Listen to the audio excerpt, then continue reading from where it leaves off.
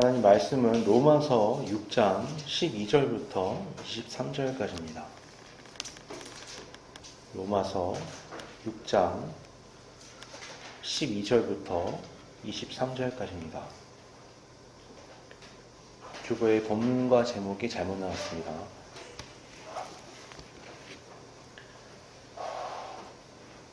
봉독하겠습니다. 그러므로 너희는 죄가 너희 죽을 몸을 지배하지 못하게 하여 몸의 사욕에 순종하지 말고, 또한 너희 지체를 불의의 무기로 죄에게 내주지 말고, 오직 너희 자신을 죽은 자 가운데서 다시 살아난 자 같이 하나님께 드리며 너희 지체를 의의 무기로 하나님께 드리라.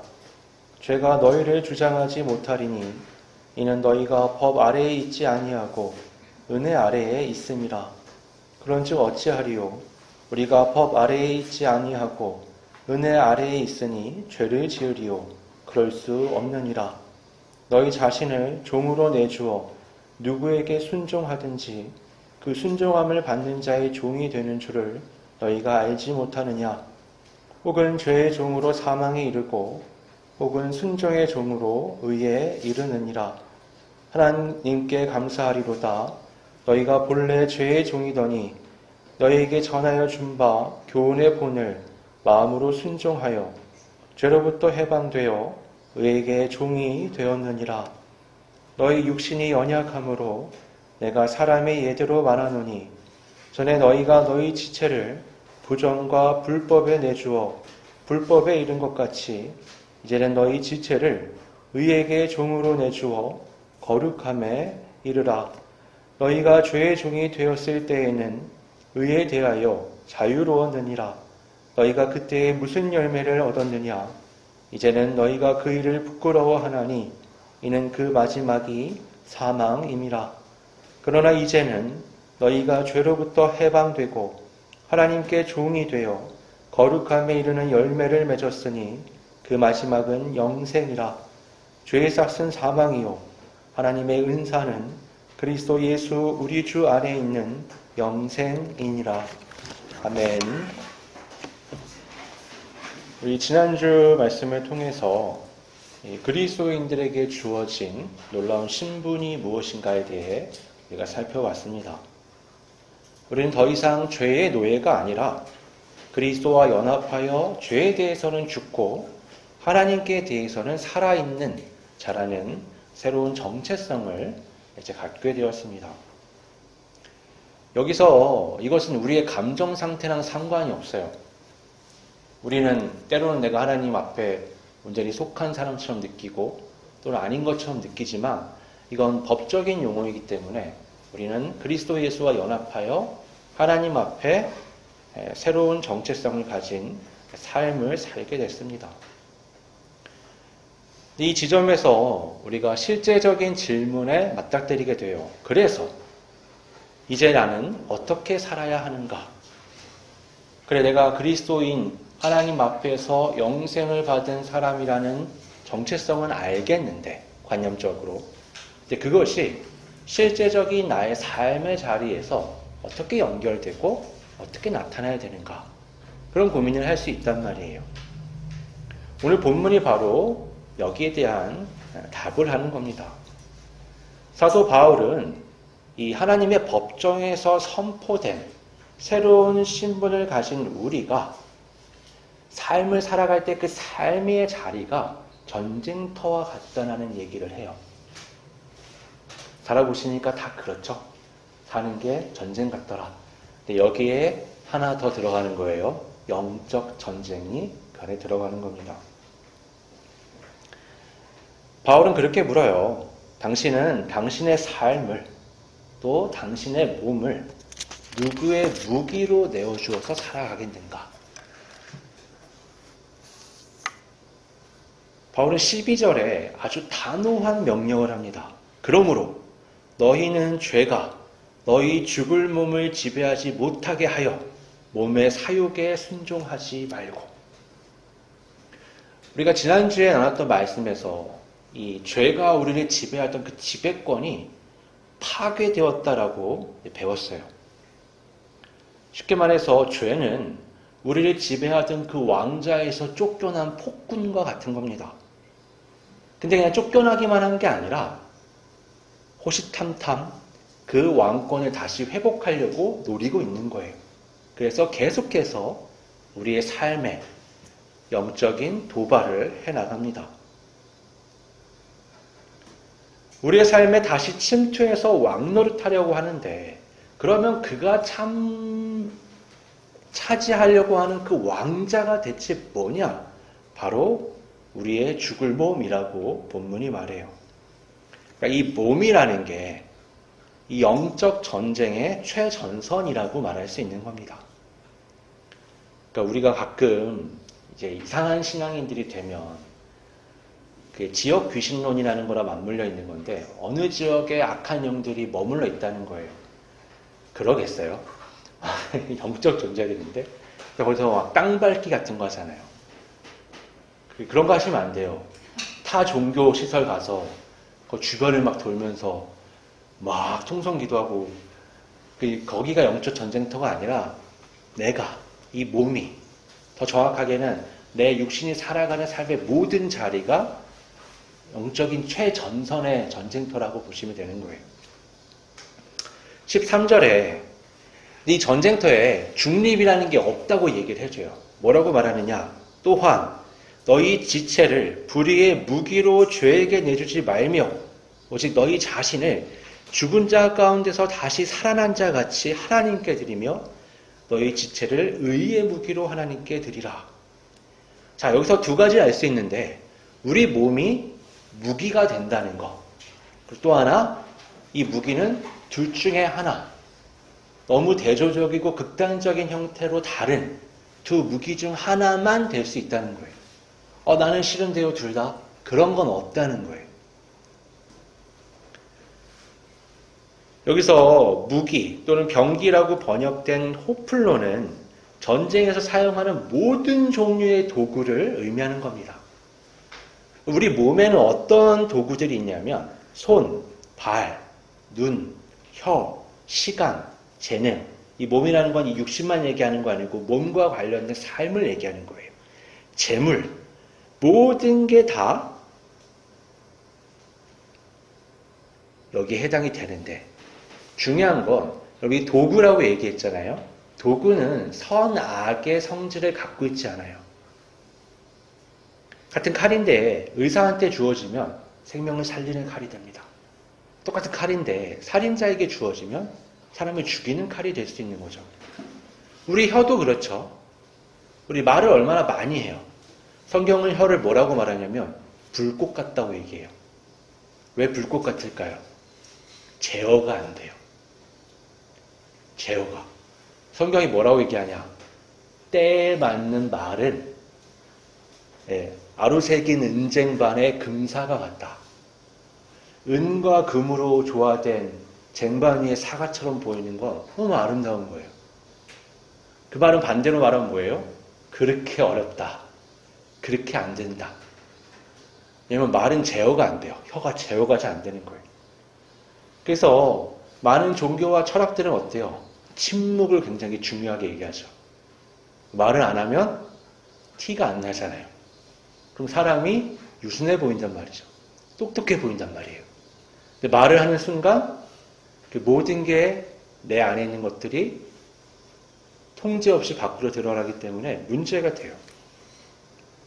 혀는 근데 혀 자체가 문제가 아니에요.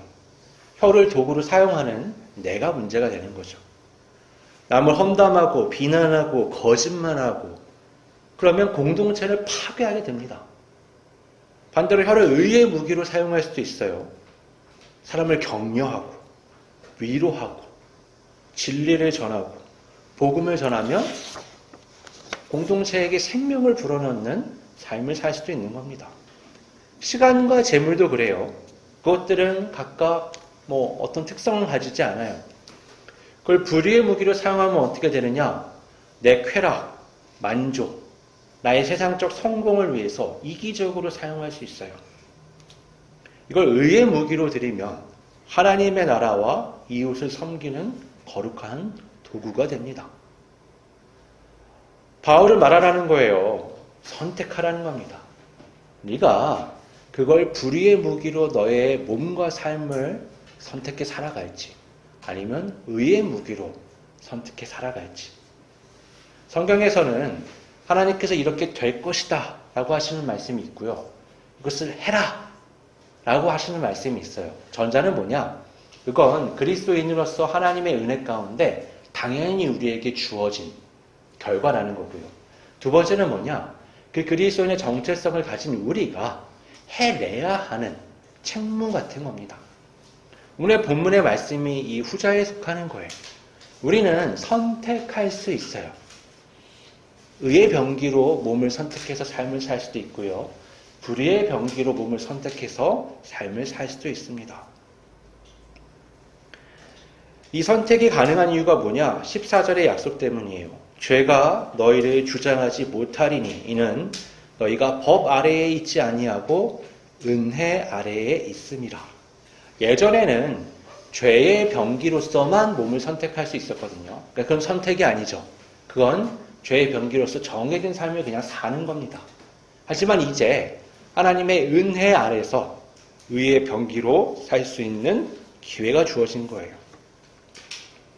어떤 성도들은 그렇게 얘기할 수 있어요. 내가 이미 하나님의 은혜 안에 있고 구원이 보장된 거 아니야? 그러니 나는 가끔 이 욕심에 좀 흔들릴 수 있지.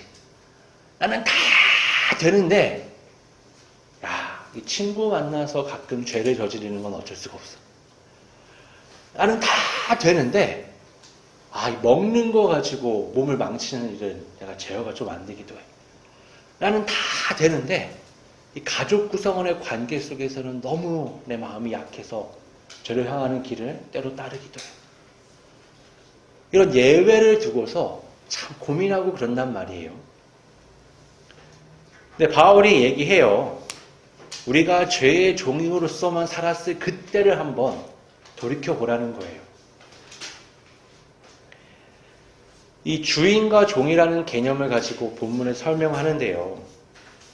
무엇인가에 우리가 순종한다면 그것을 종으로서 주인으로 섬기고 있기 때문에 그렇게 하고 있다는 거예요. 우리가 잘 안 되는 그걸 자꾸만 하고 있다면 우리는 거기에 매인 종으로서 결국에는 죄를 주인으로 섬기는 형태의 삶을 아직 못 버리고 있는 겁니다. 바울은 우리가 죄의 종으로서만 살았을 때 그때를 떠올려 보라고 얘기해요. 21절에 이렇게 말씀합니다. 너희가 그때에 무슨 열매를 얻었느냐? 이제는 너희가 그 일을 부끄러워하나니 이는 그 마지막이 사망임이라. 죄의 종살이를 뿌리치기 어려운 이유가 있어요.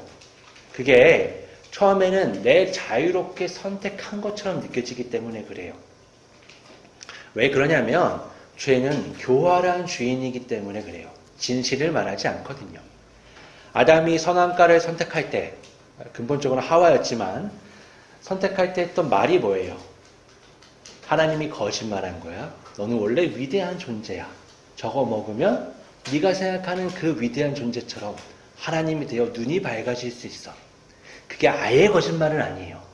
여러분, 거짓말을 교묘해하는 사람들은요, 아예 없는 거짓말을 하기도 하지만 보통은 있는 거에서 뭐 따와가지고 이상한 조합을 만듭니다. 나중에 거짓말이 발각되면 어떻게 하는 줄 아세요? 아니, 그때 이런 얘기들이 있었잖아. 내가 아예 없는 얘기는 한 건 아니잖아. 아담과 하와 눈이 밝아졌어요. 선악을 구분할 수 있게 됐어요. 문제는 뭐예요? 기준이 하나님과 다른 나의 옳고 그름이에요.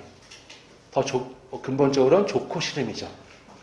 그러니까 하나님을 떠나서 하나님과 충돌이 일어나요. 하나님, 내가 네게 먹지 말라고 명한 그 나무의 실과를 네가 먹었냐? 이게 원래 따르던 하나님의 기준이거든요. 근데 아담은 다른 얘기를 해요. 하나님, 잠시만요. 제가 안 먹었다는 건 아닌데 제 논리는 이렇습니다. 다른 논리를 펴요. 하나님이 만들어서, 이게 뭐예요? 제가 언제 만들어 달라고 했습니까? 그 여자가 선하게 알게 하는 나무의 실과를 가져와서 제가 따먹은 게 아닙니다. 줘서, 그래서 제가 먹었습니다. 구차하죠? 구차합니다. 하지만 이게 죄인인 사람의 본성인 거예요. 근데 그 결과가 뭐였냐는 거예요. 사망이지 않았냐. 하나님과 단절된, 더 이상 하나님을 만날 수 없는, 육적으로도 죽었지만 영적으로 죽은 삶이지 않았느냐, 이 얘기를 하는 겁니다. 처음에는 쾌락을 줄 것 같아요. 실제 줍니다. 그 쾌락을 줘요. 하지만 어때요? 중독과 수치심으로 연결되고 허무와 공허만 내 삶에 남기고 마지막에 사망에 이르게 해요. 우울증 걸리는 사람들 대부분 어떤 식으로 가냐면 쾌락을 쫓아갑니다. 이걸 어떻게 해보려고. 그러니까 마약 중독자들이 마약에 자꾸 빠지는 이유가 뭐예요? 현실에서 충족이 되지 않기 때문이에요. 이걸 메꿔보려고 마약을 했더니 어때요? 인생에서 경험해보지 못한 엄청난 도파민이 쏟아져 나오는 거예요. 게임에 중독되고 미디어에 중독되고 삶의 쾌락에 중독된 분들은 잘 들으셔야 돼요. 이 도파민이라는 건 하나님께서 우리 삶 가운데 적절한 보람을 느끼게끔 만들어주신 일종의 시스템이에요. 열심히 우리가 무언가를 하죠. 무언가 해요. 운동선수가 100m 달리기를 하는데 내가 10초의 벽을 뚫기 위해서 매일 연습을 한단 말이에요. 너무 고되잖아요. 근데 어느 날 기록을 쟀더니 10초의 벽이 돌파가 됐어요. 그럼 어떨까요? 그때 내가 경험해보신 도파민이 팍 나오는 겁니다. 그럼 어때요? 고되지만 그걸 다시 해내는 거예요. 월급날 도파민 나오잖아요. 월급날 팍 나오죠. 그리고 어때요? 그날 저녁이 없어져요. 왜냐면 빌려온 것처럼 사라진단 말이에요. 카드값이랑 뭐랑 공과금이랑 싹 나오고 나면 한 달을 또 열심히 일하고 다 그걸 얻는 거예요. 그런 게 하나님이 우리에게 주신 일종의 보상 시스템이에요. 공부도 그렇잖아요. 공부를 내가 몇 달 동안 그렇게 했는데 성과가 생겼어요. 그럼 어때요? 기분이 아주 좋단 말이에요. 여러분 이런 도파민은 좀 오래 갑니다. 왜냐하면 내가 어렵게 얻었잖아요. 요즘에 그 쇼츠라고 해서 말하는 짧게 보는 영상들 있죠. 그런 걸 보는 이유가 뭐냐면 그게 도파민 터지게 만들어요. 근데 이걸 계속 보잖아요. 그럼 어떻게 되냐면 이게 굉장히 쉽게 얻은 도파민이죠. 쉽게 쌓여갑니다. 근데 문제는 쉽게 얻은 도파민은 쉽게 날아가 버려요. 그럼 어때요? 이걸 더 얻기 위해서 하죠. 네, 도파민을 관장하는 우리의 시스템이 이상해요. 그게 고통을 관장하는 시스템과 시소처럼 연결되어 있는데 도파민을 계속 이렇게 쌓잖아요. 그럼 계속 이 상태로 있는 게 아니라 어느 순간 이렇게 돼버려요. 우리의 몸이 정상적인 상태를 유지하려고 시소를 반대로 기울이게 한다고요. 그런 경험 해보지 않으셨어요? 청소년은 잘할 텐데 계속 쇼츠를 보거나 게임을 하는데 어느 순간 어떻게 되냐면 내가 이게 재밌어서 하는 게 아니라 그냥 하고 있어요. 자기도 특별히 재밌지 않아요. 왜 하는 줄 알아요? 이 고통의 시소가 너무 내려가 버려서 이 고통의 시소를 정상적으로 만들려고 이걸 하는 거예요.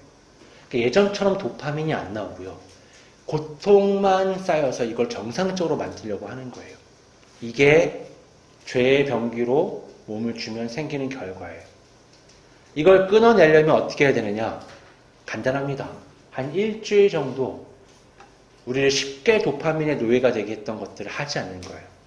일주일에서 2주 정도. 그러다가 그걸 하면 다시 큰 도파민을 얻을 수 있어요. 적절함을 유지하는 게 굉장히 중요합니다. 그럼 왜 우리는 그렇게 죄의 병기로 쾌락을 쫓아 무언가를 얻으려고 하느냐? 욕심 때문에 그런 거예요.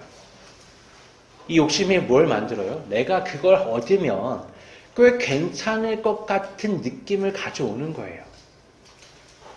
성경은 뭐라고 말을 해요? 욕심이 죄를 낳고 죄가 자꾸 커서 장성하면 사망을 낳는데요. 본문에 그래서 뭐라고 얘기해요? 죄의 삭은 사망이에요. 이 삭이라는 건 대가를 얘기하는 거예요. 급여를 얘기하는 거예요. 죄의 종이 되어 평생을 일해요. 근데 마지막에 받는 급여가 뭐예요? 사망이라는 겁니다. 그러나 이제 우리는 새로운 주인을 섬기게 된 거예요. 우리는 은혜로 말미암아 죄에서 해방되어 의의 종이 될 수 있게 되었습니다. 의의 종이 된다는 건 뭐예요? 하나님의 말씀에 묶여 하나님의 말씀에 순종하는 삶을 산다는 거예요. 그럼 하나님의 말씀인 율법의 핵심이 뭐예요? 하나님 사랑과 이웃 사랑이죠. 예수님이 이걸 말씀하셨어요. 그러니까 이 의를 향하는 길은 나에게 초점이 맞춰진 내 욕심을 성취하기 위한 삶이 아니라 하나님과 이웃을 위해 살아가는 삶이라고 말할 수 있습니다. 그러면 필연적으로 우리가 겪게 되는 건 자기 부정이에요. 내 안에 있는 이 욕심의 소리, 내가 내 만족을 위해서 나를 주장하는 소리를 십자가에 못 박아 죽이는 과정을 통해야 하나님을 사랑하고 이웃을 사랑할 수 있죠. 둘 중에 하나인 거예요. 나를 사랑하던가 하나님과 이웃을 사랑하던가. 이 두 삶은 서로 배척합니다. 죄의 종이 되면 의에 대해서는 자유로워요. 뭐 하나님 사랑할 필요 있을까요? 이웃 사랑할 필요 있어요? 없어요. 나만 사랑해서 내 욕심을 따라 나의 삶을 위해 쫓아가면 되는 거예요. 반대로 의의 종이 되어 하나님의 말씀을 따르면 더 이상 죄를 따르지 않아요. 죄에서 자유롭게 되는 겁니다. 저 오늘도 죄 지었는데요. 그런 의미의 죄가 아니라 근본적인 형태, 법적인 의미의 죄를 얘기하는 거예요. 의의 종이 되어 십자가의 삶을 살아가는 게 왜 그렇게 선뜻 내키지 않아요? 그건 고통스러워 보이잖아요. 수고로 보인단 말이에요. 내가 예수님이 훌륭하신 건 알겠어. 예수님을 믿는 믿음도 있어. 그러나 내가 내 십자가를 지고 나를 죽이며 그리스도 예수를 따라 하나님과 사람을 위해 살아가는 그 삶, 매력적으로 보이지 않는 거예요. 고통스럽게 보이는 거죠. 하지만 그 열매는 뭐예요? 거룩함. 그 마지막은 영생이 있는 거예요. 23절에 이렇게 말하죠. 하나님의 은사는 그리스도 예수 우리 주 안에 있는 영생이니라. 여기서 말하는 은사는 우리가 아는 그런 은사가 아니고요. 번역이 좀 잘못됐는데 이거는 은혜예요. 은혜, 선물. 그러니까 우리가 이 삶을 산다고 해서 하나님이 우리에게 야, 너 대단한 은혜의 삶을 살았으니까 내가 영생을 줄게. 그게 아니죠. 그리스도 예수를 통해서 우리에게 영생이 주어졌어요. 그 영생을 받았기 때문에 이제 더 이상 죄의 삶을 살 수가 없는 거예요. 이 그리스도 예수를 따라가는 삶이 인간적으로 매력적으로 보이지 않아도 나에게는 이 길밖에 없다는 걸 알게 된 거예요. 그리고 이 길을 가는 겁니다. 수고롭죠. 하지만 하나님이 이 길 끝에 나에게 약속하신 건 뭐예요? 그건 바로 영생이라는 겁니다.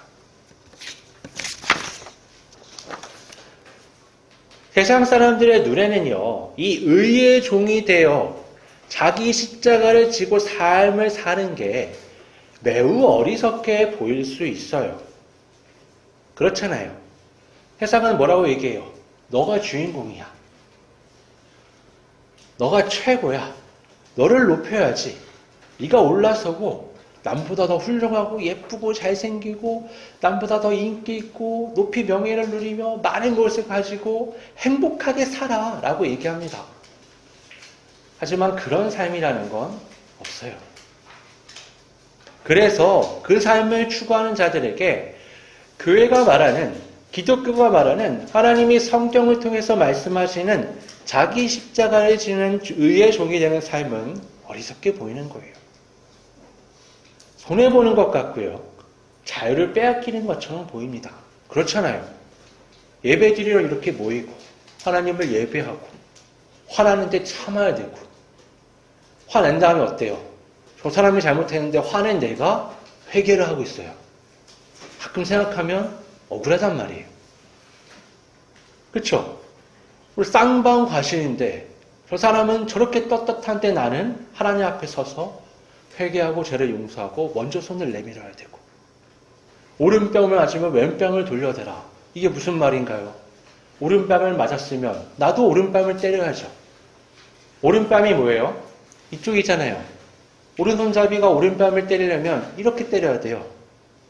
이거는 굉장히 노예를 때리거나 할 때, 그러니까 굉장히 불쾌하게 나는 너를 다른 급의 사람으로 내려다봐. 이러면서 때리는 거예요.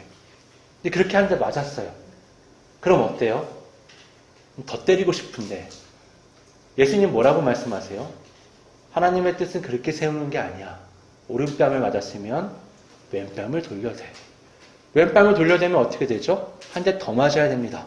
하지만 이번엔 상대방 보고 손바닥으로 때리라는 거예요. 이건 뭐예요? 내가 한 대 더 맞아도 그 사람을 부끄럽게 하면서 지적하는 겁니다. 우리는 급이 다른 그런 사람이 아니라, 차별할 수 있는 존재가 아니라 우리는 같은 사람입니다. 평화의 방식으로 어필하는 거예요. 그러니 죄의 노예로 살던 삶의 방식으로 보면 매우 어리석게 보이는 겁니다. 여러분, 여기서 중요한 건 밭의 감추인 그 유명한 보화예요.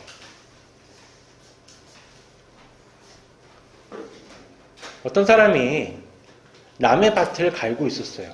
내 밭이 아니에요. 밭을 갈고 있었는데 우연히 밭 속에서 보물 상자를 발견한 겁니다. 그럼 어떻게 할까요? 이렇게 보면서 다시 묻겠죠. 그리고 어떻게 해요? 뛰어갑니다. 자기 있는 집, 물건, 보화, 여태까지 모아놓은 거, 자기 밭까지 다 긁어 모아서 돈을 마련해요.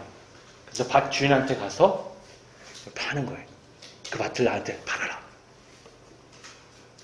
그 밭은 사실 그렇게 보잘것 있는 게 아니었거든요. 평범한 밭이었어요. 사람들이 의아한 거예요. 저 뭐 하는 거지? 이해가 되지 않는 거죠. 그러나 그 사람은 세상에서 가장 지혜로운 사람이었던 거예요. 그 밭의 가치를 아는 거죠. 그리스도인의 삶이 이와 같은 겁니다. 세상에 보기에는 욕심을 버리고 하나님과 이웃을 위해 사는 것이 어리석어 보여요. 그러나 영생이라는 보물의 가치를 발견한 사람은 기꺼이 자신의 모든 것을 팔아서 그 밭을 사는 겁니다. 미국에서 그런 일이 있었잖아요. 비트코인이 지금은 굉장한 가치를 가는데 예전에는 그 1비트코인이 1달러였거든요. 그 피자 한 판에 2비트코인 뭐 이랬었어요. 이렇게 판매도 했었으니까. 근데 그 시점에 어떤 사람이 아내와 자식들도 있는데 모든 걸 다 팔아요. 정말 집에 있는 팔 수 있는 모든 걸, 장난감까지 다 팔아서 그 이동식 중고 버스 같은 거 있잖아요. 작은 거. 가족 4명이 겨우 거기서 이동하며 살 수 있는. 미국은 땅이 크니까 그렇게 살아도 되나 봐요. 그거 하나 사고 나머지 다 팔아서 비트코인을 샀어요. 그리고 한 10년 지난 거죠. 그러니까 이 사람이 성견지명이 좋았다. 뭐 그렇게 말할 수 있죠. 아무도 신경 안 쓸 때 가치를 알아보고 전액을 넣었으니까. 그러니까 이 성경에서 말하는 그 밭을 발견한 사람과 비슷한 거예요. 이렇게 말한다고 비트코인이 좋다고 얘기하는 게 아니라 여러분 그런 예를 우리가 경험할 수 있는 거예요. 영생은 그런 것과 비교할 수 없습니다. 세상의 가장 큰 부자요, 가장 많은 땅을 차지했으며 가장 높은 권력을 차지했던 진시황이 미친 듯이 쫓아다녔던 게 영생이었어요. 불로초 들어보셨죠? 하지만 얻지 못했죠. 그건 인간적인 세상에 있지 않아요. 인간적인 노력에 있지 않습니다. 그건 선물로만 받을 수 있어요. 너무 중요하고 꼭 필요하고 세상 무엇으로도 바꿀 수 없는 가치인데, 그래서 하나님이 아니면 그걸 줄 수 있는 존재가 없어요. 그리스도 예수의 생명의 대가가 아니면 치를 수 있는 값이 없습니다. 그걸 하나님이 우리에게 주셨습니다. 여러분, 우리의 신분은 그리스도인이에요. 우리는 더 이상 죄의 노예가 아닙니다. 우리는 하나님의 자녀예요. 그러면 이제 스스로에게 물어야 합니다. 나는 내 몸을, 내 삶을 과연 누구의 무기로 내어주고 있는가? 나는 무엇의 가치를 가장 크게 여기며 이 삶을 살아가고 있는가? 제가 주는 순간의 쾌락인가? 아니면 하나님께서 약속하신 영생의 보물인가? 여러분, 믿음은 입술로 고백되는 게 아닙니다. 그걸로 증명되는 게 아니에요. 믿음은 이 삶의 궤적을 통해서 증명되는 겁니다. 오늘 이 시간 우리의 옛주인 되었던 죄와 욕심에게 결별을 선포해야 합니다. 그리고 우리의 참된 왕이신 하나님께 우리 삶 전체를 의의 무기로 온전히 내어드려야 합니다. 그래야 고되지만 거룩의 삶을 살며 영생에 온전히 이룰 수 있습니다. 꼭 영생에 이르는 우리 모두가 되기를 바랍니다. 하나님, 우리는 대장 되신 예수 그리스도를 쫓는 군사입니다. 이 영적 전쟁의 최전선은 내 몸, 곧 내 삶이며, 그래서 사용되는 모든 도구는 내가 나라고 생각하며 살아가는 그 모든 것입니다. 이제는 그것을 불의의 병기로 사용하고 싶지 않습니다. 내 눈을, 내 혀를, 내 손과 발, 내 삶, 내 시간, 내 삶에 경험하는 그 모든 것들을 하나님 앞에 의의 병기로 사용하기를 다짐합니다. 성령님, 이끌어 주시옵소서. 이 삶을 통해서 하나님이 영광 받으시고 몸된 교회가 건강해지며 관계된 가정이 살아나고 내가 속한 사회에 하나님의 생명력 넘치는 역사가 있을 수 있도록 무엇보다 하나님께서 나에게 은혜로 약속하신 그 영생의 선물을 향해 올곧게 나아가도록 이끌어 주시옵소서. 거룩하신 예수님의 이름으로 기도드립니다. 아멘.